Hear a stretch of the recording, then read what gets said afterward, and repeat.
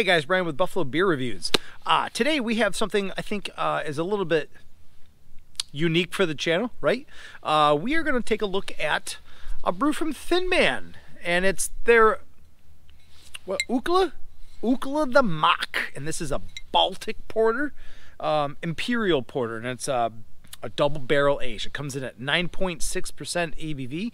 There weren't any IBUs noted, and there weren't any sort of write-ups on it or anything like that.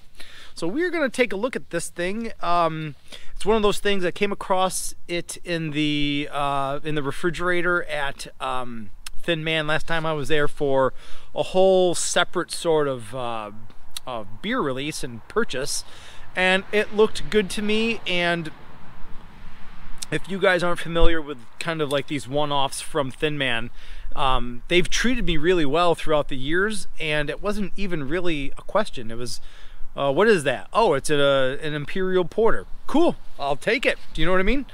This one isn't wax dipped like my last dark beer in a big bottle. So let's see what this thing's all about though, really. Woo. 9.6% Imperial porter. I'm going with the smaller type glass on this one, and let's see how this thing treats us, right? Again, it's OOKLA the MOK from Thin Man. Make sure that's not going to go anywhere behind the scenes. Okay, let's take a look at this thing.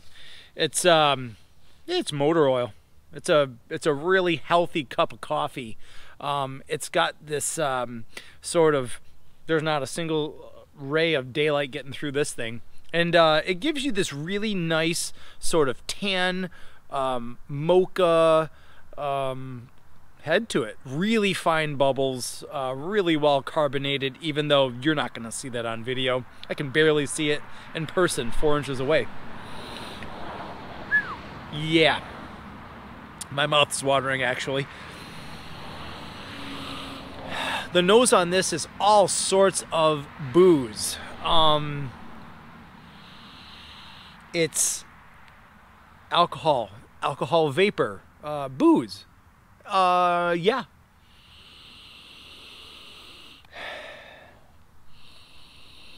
I mean, if you wanted to do a dark chocolate, like a copious amounts of dark chocolate, like you put your head into a sack of it, sort of that vibe. And or yeah, it's a plum, it's a prune, it's a date sort of aroma. I don't know how that's gonna play into the flavor, but really nothing else. I'm not getting, if you wanted to play vibe with some vanilla maybe from the barrel aging, I could do that, but it's more of like that artificial wood oaky vanilla, and not like the vanilla bean or a vanilla extract. Do you know what I mean? Man, but right now it smells just pure like vapors, alcohol vapors, really. And honestly, it doesn't set me up for, you know, high hopes of enjoying the beer. Honestly, that's maybe the first time I've ever commented on that just from the aromas. But let's see if we can get past that and see what this body holds for us. You know what I mean? Cheers. Yeah, a little bit more of the chocolate notes once I got my schnoz a little bit deeper in there.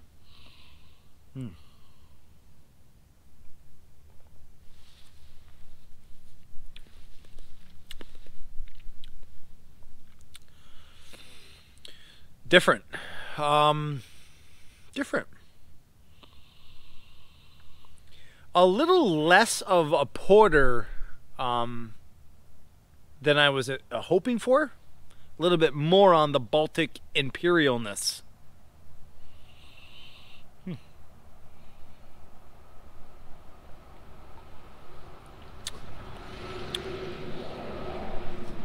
All right, so it's an Imperial porter. A little bit heavier on the Imperial, a little bit heavier on the barrel aged.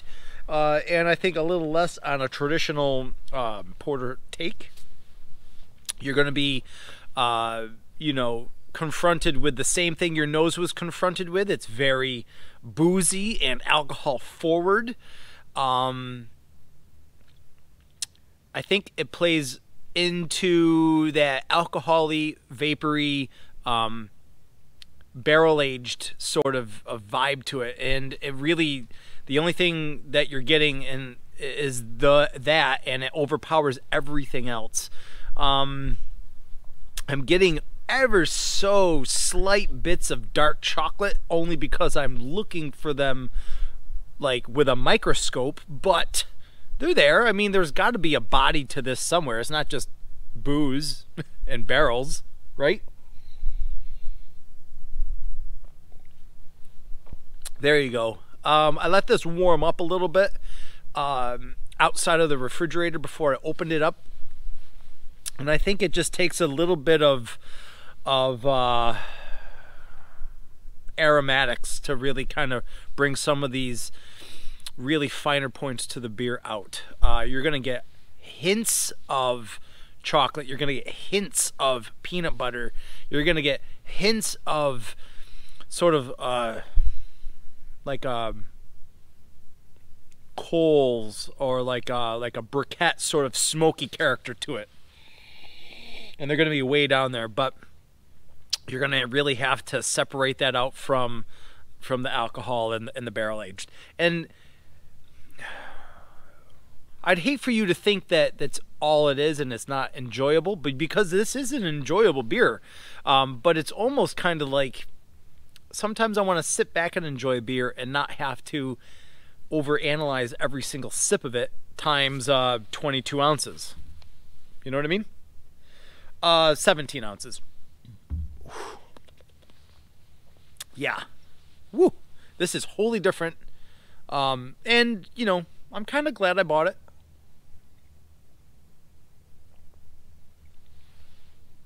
All right, you got OOKLA the MOK Imperial Porter. It drinks like an Imperial. It's got right down the middle of the road, medium bodied to a porter that I think you would come to expect. It's not sort of this thick and viscous sort of concoction like I've had in the past. What is it, 9.6% comes across.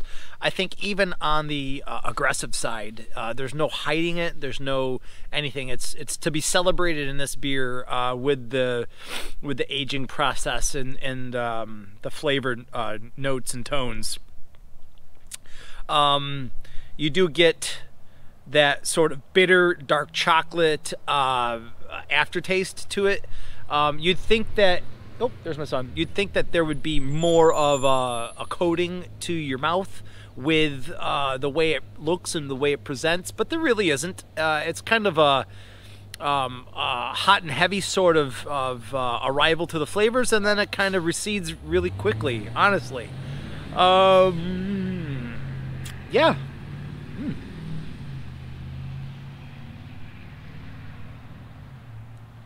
The good, you know, it's a one-off. This is thinking on your own 2 feet style of making beer. I dig that a lot. I like the porter styles. I like the barrel age process. This isn't something that's going to be brewed and available over 14 days and out to the public. Ages and stuff like that.